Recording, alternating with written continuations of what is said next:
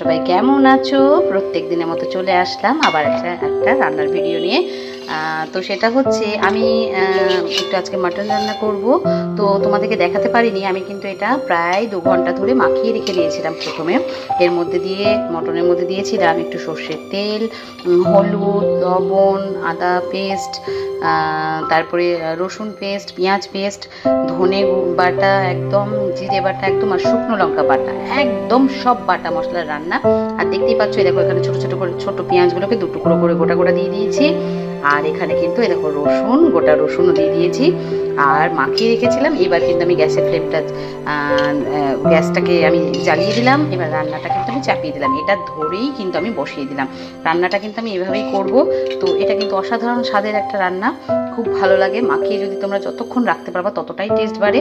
তো আমি সব বাটা মশলা, এমনকি লঙ্কাটাও বাটা দিয়েছি যাতে এত দারুণ একটা টেস্ট আসে। তো যাই হোক, আমার তো রান্না খুব অসুবিধার মধ্যে করতে হয়, তোমরা সবাই জানো, অল্প টাইমের মধ্যে।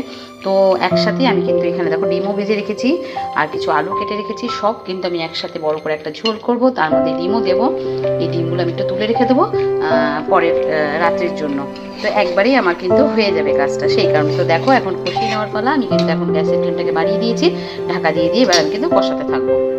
তো দেখো বন্ধুরা, এখানে কিন্তু আমি খুব সুন্দর করে কষিয়ে নিয়েছি, দেখতেই পাচ্ছ। দেখো যতটা পারছি ওইভাবেই কষিয়ে নিচ্ছি আর তোমাদেরকে একটু একটু করে দেখাচ্ছি। যতক্ষণ না তেল ছাড়ছে ততক্ষণ অবধি কিন্তু আমি এটাকে সুন্দর মতো কষাবো। যত সুন্দর কষাবো বন্ধুরা, মটনের টেস্ট ততটাই সুন্দর হবে। আর যেহেতু আমি 2 ঘন্টা ধরে এটাকে মাখিয়ে ম্যারিনেট করে রেখেছিলাম, তার জন্য অলরেডি কিন্তু ওর মধ্যে মশলা ঢুকে গেছে বন্ধুরা। তো তোমরা দেখতে থাকো। তো দেখো বন্ধুরা, এখানে কিন্তু মাংসটাকে খুব সুন্দর মতো করে তেল বেরিয়ে এসছে। এই অবস্থায় তেল ছেড়ে দিয়েছে। আমি কিন্তু এখানে বন্ধুরা আলুগুলো দিয়ে দেবো। আর আলুগুলো দিয়েই কিন্তু আমি একটু নাড়াচাড়া করে এখানে কিন্তু গরম জল অ্যাড করে দেবো বন্ধুরা। তো দেখতে থাকো। দেখো বন্ধুরা, এখানে কিন্তু আমার খুব সুন্দর করে কষানো হয়ে গেছে, দেখেই বুঝতে পারছো একদম পুরো বাটা মশলার রান্না।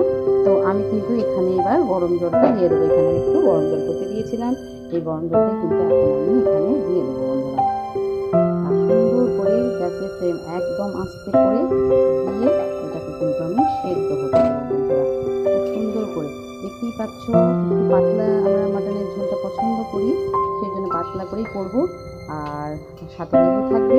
আর এখানে যেহেতু ডিমটাও দেবো, আমি কিন্তু এখনই একবারে ডিমটাকেও অ্যাড করে দেবো বন্ধুরা। তাহলে ডিমের মধ্যে খুব সুন্দর করে ডিমটা ঢুকে যাবে। ডিমের টেস্টটাও কিন্তু খুব সুন্দর লাগবে। সবসময় মাঝে মধ্যে করি, আলাদা করে ঝোল করার দরকার পড়ে না। একবারেই আমি কিন্তু দিয়ে দিই, এক কাজে 2 কাজ হয়ে যায়। সবাই নিজের উপর নির্ভর করে যে কীভাবে কী করবো না করবো, সময়টাও আছে, গ্যাসটাও আছে বন্ধুরা। যাই হোক, এটা কিন্তু আমি আস্তে করে ঢাকনাটা দিয়ে দেবো একদম মিডিয়াম করে। তো দেখো বন্ধুরা, এখানে কিন্তু আমার রান্নাটা একদম কমপ্লিট। দেখতেই পাচ্ছ কত সুন্দর কালার এসছে আর কত সুন্দর ঝোলটার রং এসছে। দেখে যতটা সুন্দর লাগছে অবশ্যই ততটাই সুন্দর খেতে লাগে। বাটা মশলার রান্না একদমই আলাদা হয়। তো আজকে যে রেসিপিটা ছিল সেটাই তোমাদেরকে শেয়ার করলাম। তো কেমন লাগলো অবশ্যই জানিও। আর এইভাবে সব কিছু বাটা মশলা দিয়ে একদিন মটন খেয়ে দেখো, তার টেস্টটাই পুরো আলাদা। আমার সব রান্নারই টেস্টটা একটু আলাদা হয়, কারণ আমি সব বাটা মশলা দিই বলে। তো গরম মশলা এখন আর দেবো না, আমি যেহেতু রান্নাটা একটু আগে করছি। একদম যখন আরেকবার আমাকে গরম করতে হবে তখন আমি একটু বাটা গরম মশলা মিশিয়ে নেবো বন্ধুরা। তো আজকের জন্য এই রেসিপিটা ছিল, ভালো লাগলে অবশ্যই লাইক কমেন্ট শেয়ার করে দিও আর পাশে থেকে বন্ধুরা সব সময়। আজকের জন্য টাটা।